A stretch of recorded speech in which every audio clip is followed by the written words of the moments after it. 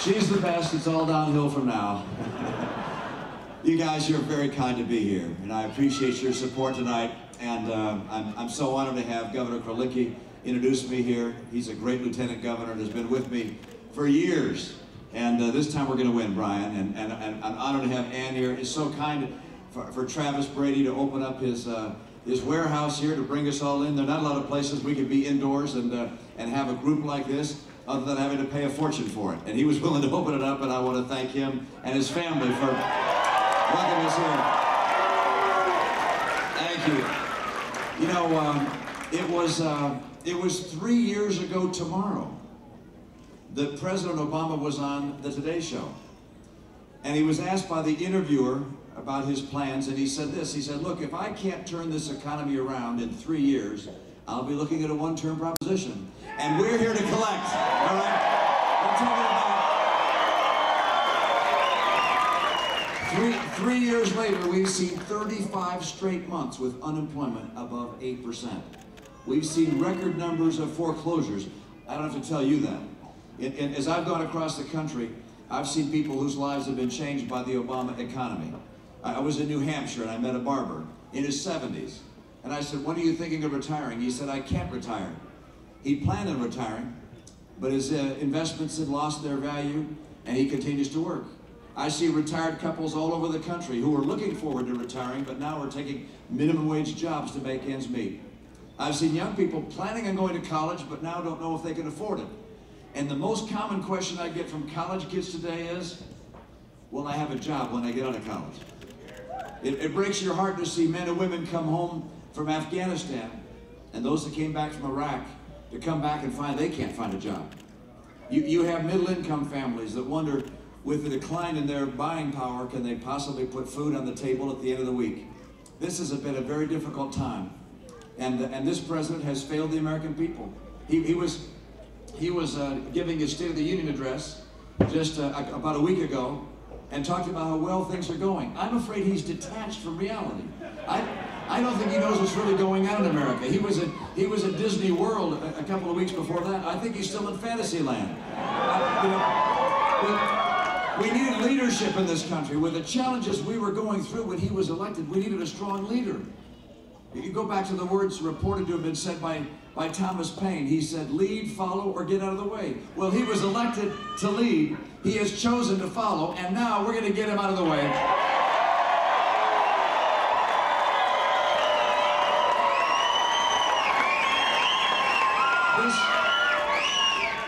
This election is about more than just Barack Obama, of course. In my view, this is an election about the soul of America. We're going to decide what the course is for America. And I mean this in a very dramatic way. This is not, there are a lot of elections where you think, well, are we going to go the way the Democrats would go? Are we going to go the way the Republicans would go? This is different. This is something about the very character of what America will be. If we stay on the course we're on, I believe America will be a nation not too far in the future that we will hardly recognize. I want to dramatically and fundamentally change the course that America is on and restore the values that have made us the greatest nation in the history of the earth.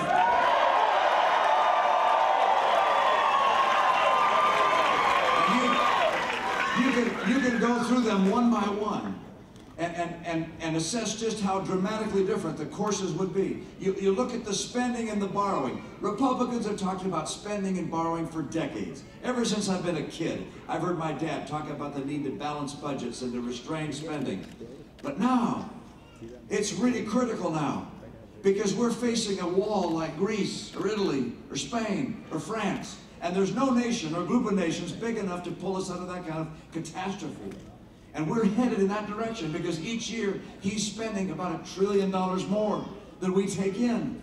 So our debt gets large, $15 trillion. He's on track by the end of his first term, his only term, by the way.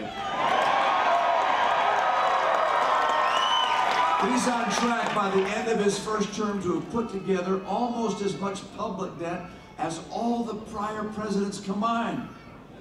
Look at what's happening. Look at the jeopardy he's placing our nation in, and our kids, and ourselves. This is not just the next generation.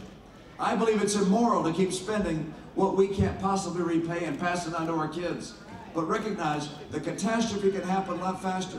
I will take a very different direction. You hear from politicians that they're going to slow the rate of growth of government programs. I'm looking for much more than that. I will cut out programs. I will reduce federal government spending. I will cap spending as a percentage of our economy, and I'll get us finally on track to a balanced budget.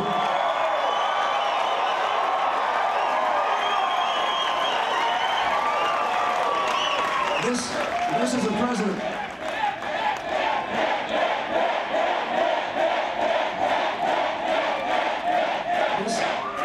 This is a president who has gone across the nation attacking and denigrating almost every business I can think of and people that work in business. I meet with small business people all the time, and they say, why is it we're under attack from our own government? I hear that all the time. And they lay out everything from regulations and taxation and the various burdens government places on small business. They just don't understand it. Look, my guess is that people in business feel that their government doesn't like it very much. I love you, all right? I love that you're out there with business. I love that you're working hard, trying to create jobs and putting people back to work.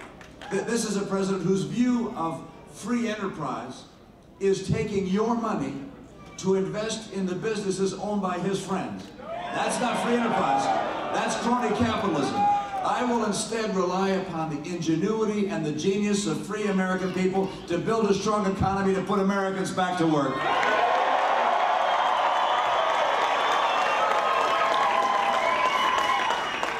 This is a president who believes that Europe got it right when it came to health care.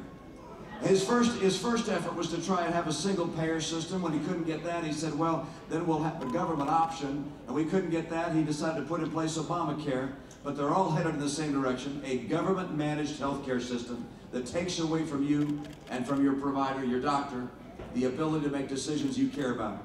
That's the wrong course. If I'm president, I will repeal Obamacare and return healthcare to the public citizens of America.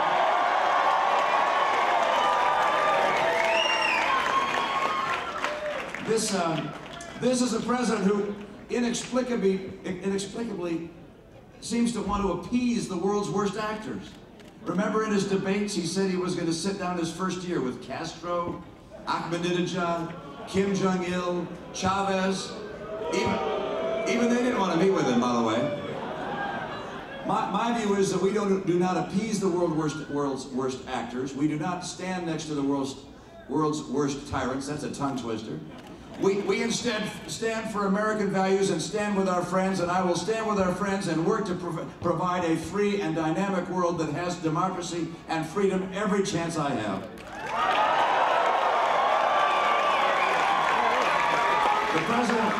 The president announced just last week, I will, don't worry. Said last week he's going to cut military spending by about $500 billion over this decade. And if the world were so much safer, there might be an argument for that, but the world is not safer, it's more dangerous. And I hope you understand just what kind of condition our military is in. Do you realize our Navy is smaller than any time since 1917? Our Air Force is smaller and older than any time since it was founded in 1947. And you know that our troops have had multiple rotations to try and keep our responsibilities up, first in Iraq and now in Afghanistan.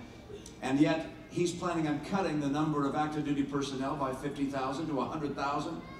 In my view, this is the wrong course for our military. If I'm president, I will take our shipbuilding from 9 to 15 a year. We'll have 11 aircraft carrier battle groups. We will also add modern aircraft to our fleet. We'll add 100,000 troops, not take them down, and we'll give our veterans the care they deserve.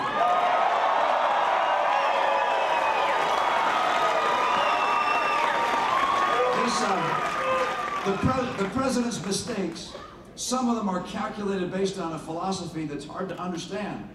And some of you to scratch your head and say, how can you be so misguided and so naive? Today, his Secretary of Defense unleashed such a policy. His Secretary of Defense said that on a date certain, the middle of 2013, we're going to pull out our combat troops from Afghanistan. He announced that. He announced that so the Taliban hears it, the Pakistanis hear it, the Afghan leaders hear it. Why in the world do you go to the people that you're fighting with and tell them the day you're pulling out your troops? It makes absolutely no sense. His naivete is putting in jeopardy the mission of the United States of America and our commitments to freedom. He is wrong. We need new leadership in Washington.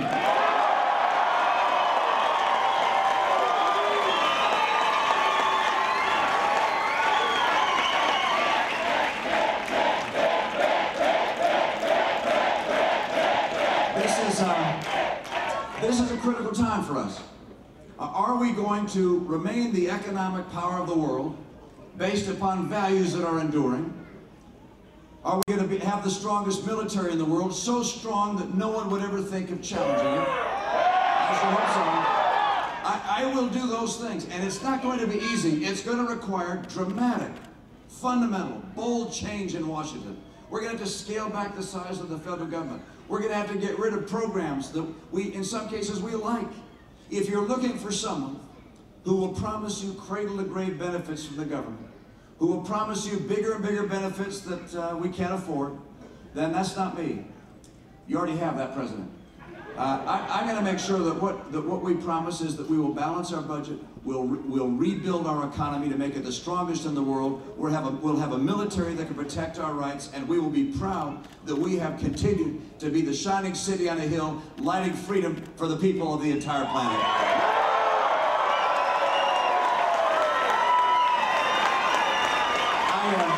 I'm so happy to be back in Nevada. What a beautiful place it is. I love being here. As we flew across the desert, the landscape is just breathtaking. And of course you go from the desert into the mountains of Tahoe, and you see what are all the lakes up there? Oh, I guess Lake Tahoe up there. You get half the lake. California gets half the lake. It's just such a wonderful state with such extraordinary people. And I'm so happy to be with you. And the friendships I've made over the years with people in this state, they continue to make me and Ann, by the way, so pleased and so proud. We love being here. I love this country. I have to tell you, I love America. I learned to love America when I was just a little kid. See, I was raised in Detroit, Michigan, and my mom and dad wanted me to get to see America, so they put us in their car and drove us across the country. We were down in Florida at Cypress Gardens. We came west and saw the Grand Canyon and the mountains and ultimately the sequoias and the oceans. And I fell in love with America. That car, by the way, was a Rambler. Amazing, it made it the whole trip. So I loved the country, the land at that point. And then as time went on, I got to know more about the country by virtue of the people I've met and the chance to make friends across this country. What a privilege it is to do what I'm doing. I never imagined, can you imagine? I never imagined this would happen, that I'd be running for president of the United States. This privilege has let me meet people across America and form friendships that I will never forget. And so I love America for so many reasons. I love the hymns of America. I love, one of my favorites is America the Beautiful. Beautiful for spacious skies, for amber waves of grain, for purple mountains' majesty above the fruited plain. I love the songs of America. I'm not that good a singer. Number two, there's another verse I love. Oh, beautiful for heroes proved in liberating strife, who more than self their country loved, and mercy more than life. Will our veterans please raise your hand, members of our armed services? Thank you, sir. Thank you, sir. Our veterans, thank you for your service. Thank you. There's another verse that has meaning for me. It says this, oh, beautiful for patriot dream that sees beyond the years. The idea was that the patriots who crafted the founding documents of America were writing principles that would make America a unique and exceptional nation, and that the vision of those founders was not temporary, but enduring. It would see beyond the years. The Declaration of Independence said something no other nation had heard, that the Creator had endowed us with our rights. Not the king, not the state, but the Creator. And among them were life. liberty, and the pursuit of happiness. This would be the place on the planet where people would come who wanted to pursue happiness in their own way. Where they came from, the circumstance of their birth, the will of government would not impede their ability to pursue happiness as they chose. And come here they did, by the millions over the centuries, and built a nation which is unparalleled in the history of the world. It is what made us who we are. These innovators, these pioneers, these builders. It's in your DNA. We share it, whether literally or figuratively. We share this spirit. I don't think President Obama understands that. I don't think he has the feeling of this American spirit that drives us to be successful and to innovate and to create. And by the way, the success of some does not make the rest of us poorer. The success of some makes us all better off.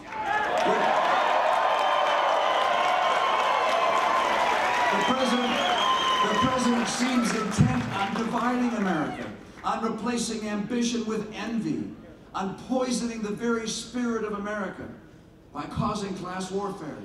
That this is wrong. What is right for America is to be united, to thank Providence for the great blessing it is to be born here, and to recognize the responsibility we have to keep the light of the shining city on a hill bright.